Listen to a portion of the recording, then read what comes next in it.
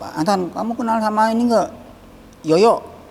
Wah, itu lingkaran terdekat saya dulu di waktu kuliah, jelas saya tahu, saya kenal.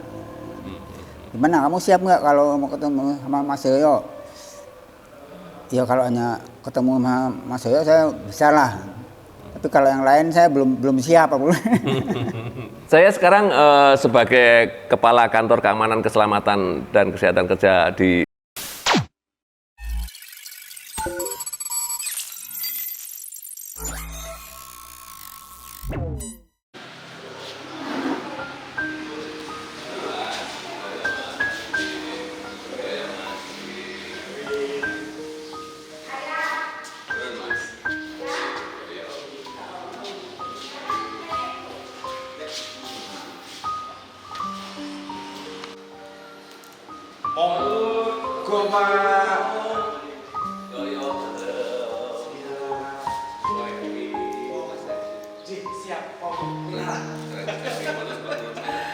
Alhamdulillah puji Tuhan. Ayo, siapa itu? Maaf mas saya. Ayo, siapa itu? bagus. Ini kabarnya. Yo. Walah.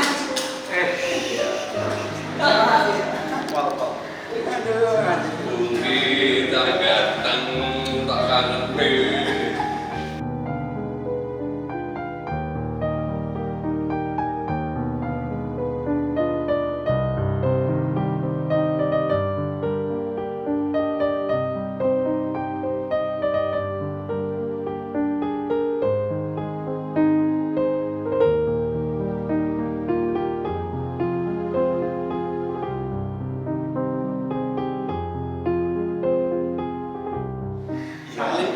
Iya, kowe ora foto-foto tak iki. Ya, foto-foto. Kita habis. Wah, hebat. Ditangani wong akeh banget malah aku matur sembah nuwun kalau ya ini. Mas, saya juga pak. Wah, buatan malah teman, Mbak. Ah. Gini.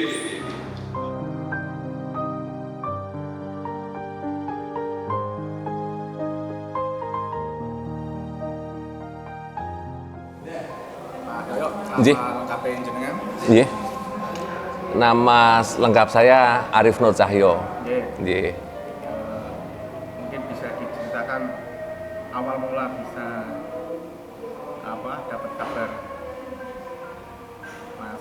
Pak Anton ini ketemu itu seperti apa?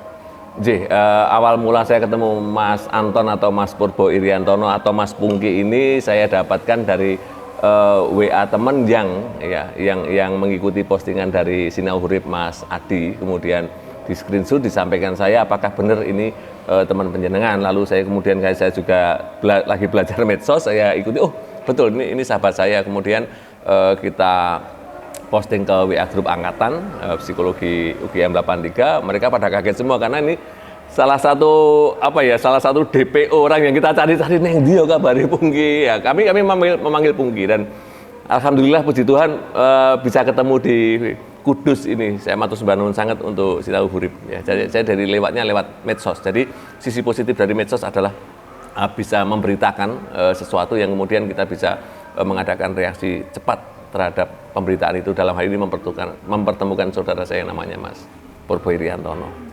Terus perasaannya gimana, bisa digambarkan setelah ketemu teman lama ini?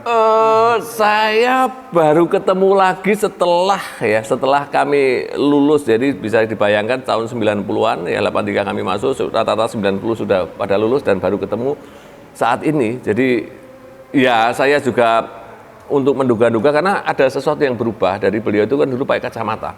Tapi saya yakin posturnya ini Pungki, ini Purbo. Saya yakin. Jadi ya saya semalam itu sampai ngobrol dengan Mas Adi itu saya nggak bisa ngomong. Jadi semedot lah orang Jawa bilang karena ini di psikologi itu kan kami sangat minoritas ya. Dari 105 satu angkatan tuh laki-lakinya hanya 23. Salah satunya Mas Pungki dan beliau termasuk kutu buku, termasuk orang-orang yang keren pada saat itu, suka di perpustakaan. Kalau diskusi, wah hebat sekali, aku tidak sejauh bukunya. Makanya saya, masuk si Pungki kayak gini, Purbo. Dan saya tidak tahu, lalu tidak bisa menerka apakah sudah berkeluarga atau belum. Dan yang penting saya harus ketemu dulu, Makanya Ketika kalau boleh malam itu berangkat, Mas Adi bilang, Mas nggak usah lah, besok siang-siangan aja karena akan ada wawancara atau apa. Oh jih, saya nderek. Tapi bagi saya, tolong ya kita nggak tahu ya bayangannya. Tolong pokoknya digondeli ben ketemu aku di saya kangen teman-teman kangen gitu aja.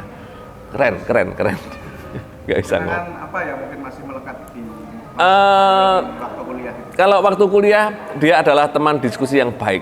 Salah satu kalau saya atau teman-teman kesulitan di dalam menerima mata kuliah atau kemudian mencerna, dia adalah salah satu partner diskusi yang bisa menang karena dia adalah pembaca yang baik. Referensinya sudah terkatakan untuk orang-orang di seusia pada saat itu. Nek model-model saya oke dolane, nek beliau rajin pembacanya. Ya, jadi gitu. Sekarang Pak Yo ini dinas di mana Pak? Saya sekarang sebagai Kepala Kantor Keamanan, Keselamatan, dan Kesehatan Kerja di UGM, jadi Security Dinas Staf Ahli Rektor Bidang Keamanan dan Keselamatan. Sebelumnya saya berdinas di kepolisian sebagai psikolog forensik, psikolog kepolisian, dan saya ditugaskan di UGM sampai purna pada tahun kemarin, dan saat ini masih diperpanjang di UGM. Jadi saya basicnya psikolog, tapi saya berdinas di kepolisian. Setelah ini Pak, rencananya seperti apa? Setelah ini yang jelas kami akan membawa ke Jogja, kemudian ngobrol sepanjang jalan, dan teman-teman dari Angkatan 83 juga sudah menyiapkan apa-apa yang akan dilakukan dalam arti opo toh, ini penting ngobrol dikit, karena kami percaya bahwa apa yang dilakukan Mas Purbo Iriantono selama tidak dengan kami tentu ada hal-hal yang ingin disampaikan, karena memang orangnya pendiam dari sananya, sejak dulu memang pendiam, dan kami kan juga tidak berkabar, tidak tahu apakah sudah berkeluarga apa belum. Ternyata tadi sekilas sudah, oh ya wis pokoke diomongke mengko wae. Kira-kira di situ yang penting bahasa Jawanya ono sing ngukup, ono sing ngancani, ono sing nunggoni, itu aja dulu.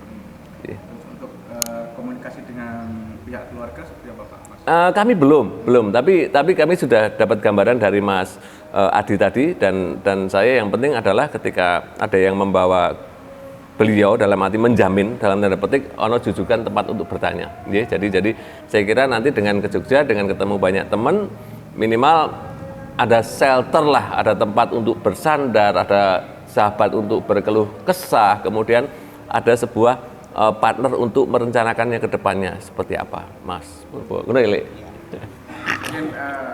Pak, harapan ke depannya seperti apa dengan pengalaman ini? Dengan pengalaman ini ternyata kepedulian itu penting ya, sekecil apapun. Jadi kita boleh punya kesibukan, punya keasikan, tapi kita tidak boleh ya mengabaikan orang-orang yang di sekeliling kita. Jadi saya juga minta maaf pada Mas Purbo, Mas Pungki gitu. Jadi itu yang membuat apa ya, mungkin kami terlalu asik ya. Saya ketika tadi malam saya posting di WA Group itu, teman-teman juga kaget, aduh, ada rasa bersalah gitu. Tapi oh ya wis, ya ini catatan bagi siapapun, bagi saya terutama, dan mungkin teman-teman yang lain. Jadi boleh kita asik dengan gadget, boleh kita asik dengan pekerjaan kita, dengan tugas-tugas kita, tapi jangan lupa tersenyum menyapa pada orang-orang di sekeliling kita. Jadi begitu Mas. Ada yang mau disampaikan buat teman-teman seangkatan mungkin? Teman-teman seangkatan, iki Purbo wis ketemu tak go mulih nang Yojo. Gitu. Jadi jangan khawatir, nanti pokoknya saya yakin lah beliau punya rencana yang hebat yang mungkin teman-teman juga bisa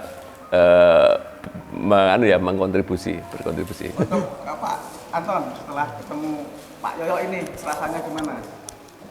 Ya, perasaan saya suatu surprise ya.